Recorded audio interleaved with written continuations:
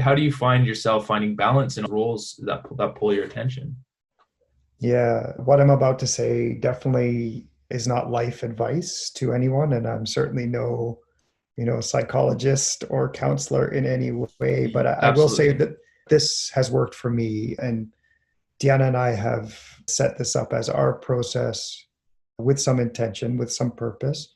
Yeah. It's a model that we've played with and tweaked. For us, or for me, I think that it's really important to have, I guess, compartmentalize sometimes comes across as a pejorative, and I don't mean it that way, but we kept our home a work talk free zone.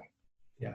So sometimes we worked at home because we needed to, but we didn't talk about work outside of work hours, Mhm. except for we used the walks to and from as our kind of decompression time. This idea of transition. Exactly. And Mhm. that amount of time, it was never enough to talk about everything that had happened in her day in her classroom or in my day. It's never enough time.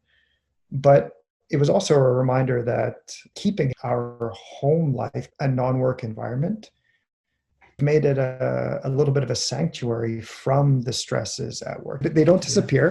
They're totally. always in your mind. You don't turn off your brain just because you walk into your house. But the physical environment, that physical transition time, has something that has always worked well for us.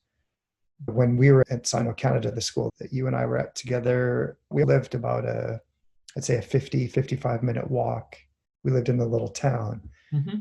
And we would treat that the same way. We'd leave our house in the morning. And as soon as we get outside, we'd talk work talk, if there was work talk to be talked about. And then we'd get to Wonderful. school and we'd work. And then on our way home, if we left at the same time, usually in administration, we didn't get to walk home together anymore. My days took a different structure sometimes. So sometimes I would come home late. But regardless, we would use that transition home time as a way to wrap up that day and be done with it Yeah. in as much as you're ever done with a day in education.